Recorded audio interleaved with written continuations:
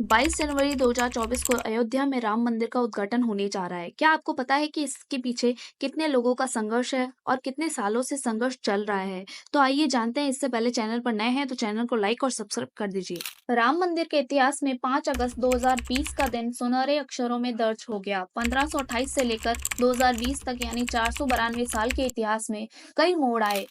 कुछ मील के पत्थर भी पार किए गए। खास तौर से 9 नवंबर 2019 का दिन, जब 5 जजों की संवैधानिक बेंच ने ऐतिहासिक फैसले को सुनाया। अयोध्या जमीन विवाद मामला देश के सबसे लंबे चलने वाले केस में से एक रहा। तो इस संघर्ष की शुरुआत होती है साल 1528 से। मुगल बादशाह बाबर के सिपह सालार मीर बाकी ने विवादित जगह पर एक मस्जिद का निर्माण करवाया। इसे लेकर हिंदू समुदाय ने दावा किया कि यह जगह भगवान राम की जन्मभूमि है और यहाँ एक प्राचीन मंदिर था। हिंदू पक्ष के मुताबिक मुख्य गुम्बद के नीचे ही भगवान राम का जन्म स्थान था। बाबरी मस्जिद में 3 गुम्बदें थी।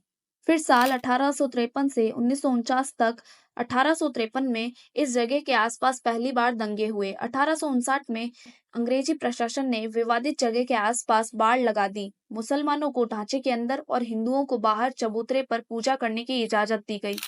साल 1949 असली विवाद शुरू हुआ 23 दिसंबर 1949 को, जब भगवान राम की मूर्तियां मस्जिद में पाई गई। हिंदुओं का कहना था कि भगवान राम प्रकट हुए हैं, जबकि मुसलमानों ने आरोप लगाया कि किसी ने रात में चुपचाप मूर्तियां वहां रख दी। यूपी सरकार ने मूर्तियां हटाने का आदेश दिया, लेकिन जिला मजिस्ट्रेट टीएम के नायर ने दंगों और हिंदुओं की भावनाओं के भड़कने के डर से इस आदेश को पूरा करने में असमर्थता जताई। सरकार ने इसे विवादित ढांचा मानकर ताला लगवा लिया।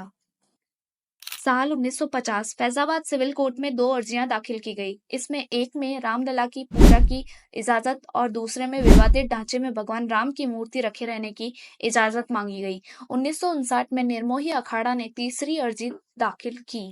साल 1961 में यूपी सुन्नी वक्फ बोर्ड ने अर्जी दाखिल कर विवादित जगह के पोजीशन और मूर्तियां हटाने की मांग की। साल 1984 में विवादित ढांचे की जगह मंदिर बनाने के लिए 1984 में विश्व हिंदू परिषद ने एक कमेटी गठित की। साल 1986 में यूसी पांडे की याचिका पर फैजाबाद के जिला जज केएम पांडे ने 1 फरवरी 1986 को हिंदुओं को पूजा करने की इजाजत देते हुए ढांचे पर से ताला हटाने का आदेश दिया। और फिर 6 दिसंबर 1992 को वीएचपी और शिवसेना समेत दूसरे हिंदू संगठनों के लाखों कार्यकर्ताओं ने विवादित ढांचे को गिरा दिया। देश भर में सांप्रदायिक दंगे भड़के गए, जिनमें 2000 से ज्यादा लोग मारे गए। साल 2002 में हिंदू कार्यकर्ताओं को लेकर जा रही ट्रेन में गोधरा में आग लगा दी गई, जिसमें 58 लोगों की मौत हो गई। इसकी वजह से गुजरात में हुए दंगे में 2000 से ज्यादा लोग मारे गए।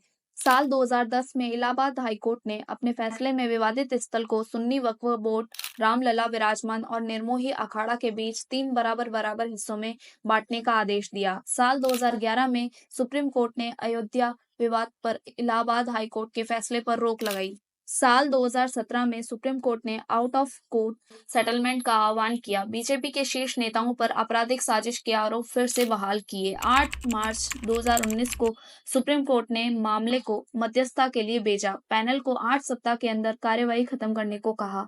1 अगस्त 2019 को मध्यस्थता पैनल ने रिपोर्ट प्रस्तुत की और 2 अगस्त 2019 को सुप्रीम कोर्ट ने कहा कि मध्यस्थता पैनल मामले का समाधान निकालने में विफल रहा। 6 अगस्त 2019 को सुप्रीम कोर्ट में अयोध्या मामले की रोजाना सुनवाई शुरू की गई और 16 अक्टूबर 2019 को अयोध्या मामले की सुनवाई पूरी की गई।